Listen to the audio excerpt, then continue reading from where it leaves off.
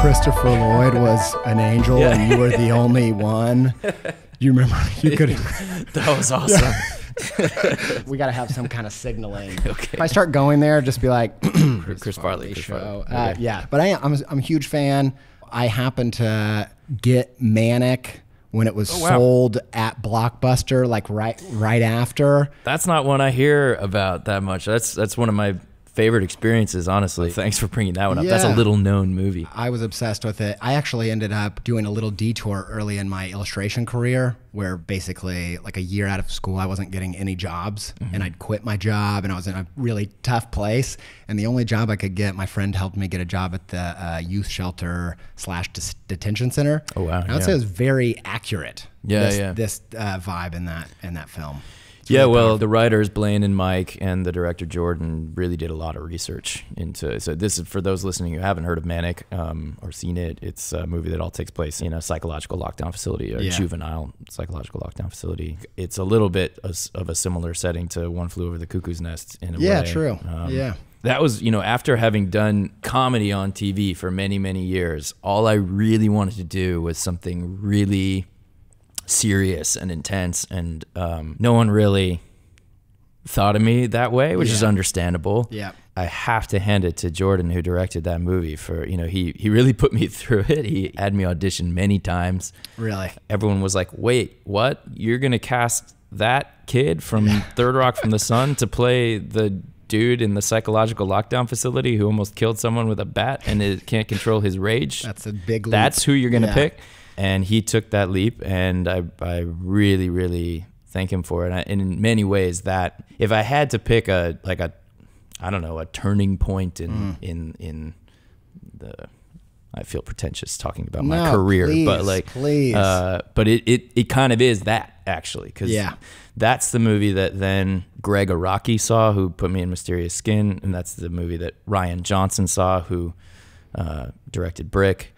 And those two movies, when they played at Sundance, were kind of what allowed me to then start being considered for roles that were dramatic, that weren't Third Rock from the Sun and 10 Things I Hate About You. And it's also, Manic is where I met Zooey Deschanel. First collaboration with her. Yeah. And if I dare say, I think our makeout scene in Manic is one for the ages and one of the hottest makeout scenes in movie history. Yeah, I'm not going to comment on that because that might be weird. But okay.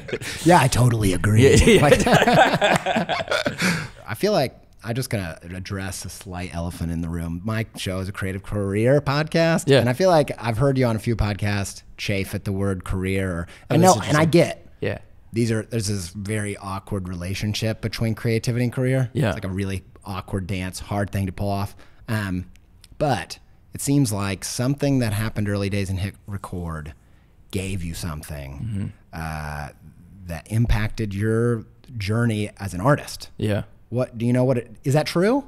Do you think that is there a correlation there? Yeah. Well, it's funny. First, you're noticing something about me chafing at the word career, and I don't even know if I quite noticed that about myself, but I think it's true, and I'm just trying to think of why that is. I think it's probably some kind of old, deep-seated hang-up of mine from being 16 and none of my peers having careers yet, and not wanting to identify with that word, probably. Yeah, that makes sense. It feeling pretentious of me to weird, or you don't fit in because you have that thing. Yeah. And maybe HitRECord is this, and maybe that's like the elixir you're talking about is the nourishing of the creative part of myself that's outside of my quote unquote career, professional career. Yeah. The reason why I started talking to HitRECord about collaborating is because back in earlier days of the internet, it was a safer spot to collaborate. A lot of stuff was happening, and corporations moved in, and they're now we're getting into issues of how they're using our stuff, and I think all the creative people got scared of putting their stuff up there, collaborating with other people, and there's and I think to me what I liked about HitRECord is it's kind of a safe space to make stuff, and there's people in charge there that are trying to take care of the creative people's rights, make it safe, make it work. And I think for me, HitRECord, you know, knowing the way that you've always talked about it, what you guys have ensured to take care of creative people. You know, I've been pushing my audience, you've got to figure out ways to collaborate, both for creativity, both for career. You've got to figure out how to do it. Makes you better. And there's not a lot of safe places to do that. If you're thinking the whole time of, is this going to make money? Yeah. Is this good? Yeah. You know what I mean? Sure. And to me, HitRECord, it seems like that you found that zone of like, I'm just going to make stuff. Yeah. Yeah. And you want to get it to people. Yeah. That's why when you're an actor, you need a director. Because you can't be thinking about whether that was a good take. Exactly. You just have to be doing it. And then it's oftentimes difficult for you yourself to have the perspective to then take what's valuable about that kind of brain dump and edit it into something that will be relatable to other people, other audiences. And collaboration is key for that. And we're trying to build a platform now that's all about that collaborative process where you can come here and find someone to collaborate with and communicate with them and set up your project. And then, yes, the final step being, then celebrate it once it's done. But what about actually the best part, the juiciest, most joyful part in my experience is all the stuff that comes before it's done when you're doing it. And now you've spent all this time and energy trying to get that experience and that truth to as many creative people. And so you turn to the production company, and now it's a new iteration to push it to even more people to have that experience. Is that right? That's exactly right. Yeah. So as the production company that we launched in 2010 was a great way for us to make all kinds of art with this collaborative process. And you know, we've published books, we've put out records, we've Emmy-winning TV show. Yeah, we made a TV show that won an Emmy. Thank you. And we've always, whenever one of these productions makes money, we pay people. We're just about to, this next payment we're about to issue will cross $3 million that we've paid to people since 2010. This is maybe a tangent, but hey, I have ADD. I don't know. So my audience enjoys the tangents. So here's a tangent that I think is worth talking about in terms of a creative pep talk. I think when I was younger, I took the position, probably pretty normal position, that art and business are separate, and a real artist ignores business, and a real artist just leaves that to like the suits or whatever. And I'll be over here doing my art, and you suits over there, you do your thing. And the more I've experienced, the more I've realized that's I think that was a naive way for me to see creativity. When I directed a movie called Don John. Once you start directing and not just acting, I learned like, man, there's just so much overlap between the logistical part of figuring out, okay, we have this budget, we need to make the movie look like this. What are our options? Like, we can't do this, we can't do this. Sometimes those logistical realities will impose limits that then inspire new creative ideas that become some of your favorite parts of the thing, you know? So yes, 100%. Actually, when I was first starting out, I'd mentioned to you earlier that right at the recession, all my jobs dried up, and you know, I always say that's when I hit rock bottom. And some people hit rock bottom and turn to terrible things. My terrible things were business books and business magazines, and I would read them, and I was doing it like thinking. So you're calling it terrible because like we as artists are sort of raised to think that business books are like bad, evil. I call it toxic creative mythology. I feel like a sellout. Nobody. A sellout. To put out a different cover on this book, a different jacket, and I'm reading these books, and the thing that blew my mind as I'm reading the magazines and books is the people that they're the like unicorns of business. The people that have done these crazy things are the people I relate to most. Like, I'm like, those are just creative people. They're just doing creative things. Like, I don't think there's anything inherently evil about people that are predisposed to business. But if you leave it all to them, you get systems like we've had, which is they control all the power. And they're making all of the money and all that. And so and they've designed a business model that inadvertently when I say they, I mean, you know, they. Yeah, like, but I mean, I guess we can also be specific. There's a couple giants. Sure, yeah.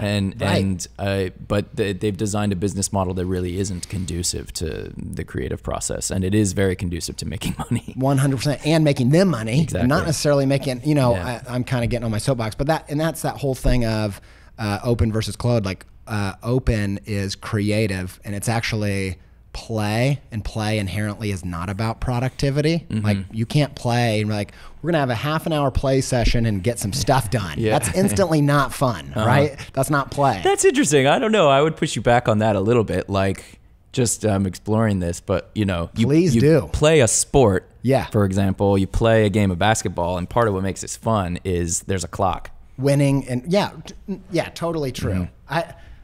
We can camp out there too, but I totally. But I think if a creative's in charge, they can set the boundaries and the constraints to maximize creativity, not just dividends for the people in charge. So that's exactly what I'm trying to do now. Build a new sort of rule set.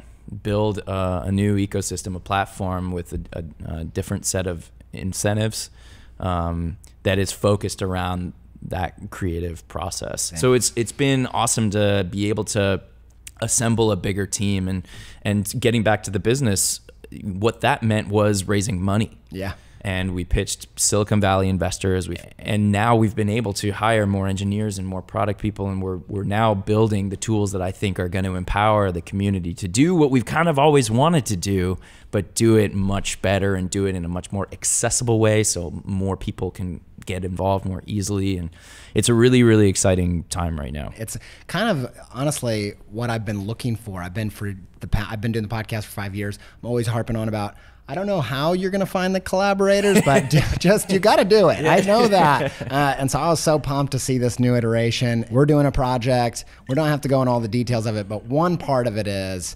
what we're going to do, advice you wish you would have told your younger self, best advice you have to give anybody now. And then my favorite is what future you, for maybe 5 years from the future, what do you think they would come back and tell you today?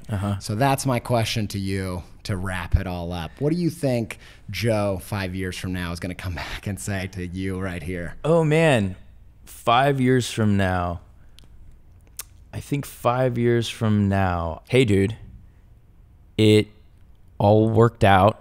It didn't work out the way you thought it was going to, but it all worked out, and it all worked out. So you could have just enjoyed it the whole time.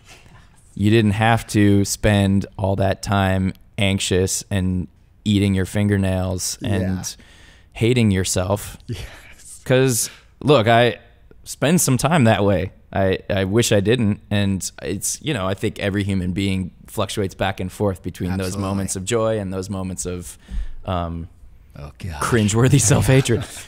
But yeah, I would hope that my 5 year from now self would come back and be like, just those are pointless. You don't need to. You're gonna get to where you're gonna get, and you got there. You did. And like I said, it's not what you thought it was gonna be, and that's fine. You can't see the future, but it's like, and maybe even something tragic happens. And you know, I've lived through some tragedy too, and that's terrible, but it's part of it. And there's nothing wrong with feeling pain, especially in the face of tragedy. But if it's not a tragedy, if it's just like you getting anxious about whatever, and it's not tragic, it's just like, oh, I'm, you know, are we gonna hit the number? Yeah, we're gonna hit the number. Am I like, does my thing suck? Or like, that's not a tragedy, and you don't need to generate that pain for yourself. Why not relax and just like do what you were saying, that who was it that Cleese said, like, hey, my mandate to myself is I'm going to enjoy myself while I'm doing this. That's the most important thing. I think that's something I would hope that my 5 year from now self would come back and tell me. That is so great, and I'm glad that you didn't say that your future self would come back as Bruce Willis and try to kill you. That's better. That's a better message that you had. Chris Farley. Okay, I'm sorry. Okay. I'm sorry. I had to do it. I couldn't help it. I saw the opportunity. Well, thank you so much for doing this, man. This was a dream come true, honestly. Oh, thanks, man. Thank you. It was a great conversation. Awesome. Appreciate it. Awesome, man. Nice, that dude. was so good. Yeah, thank you.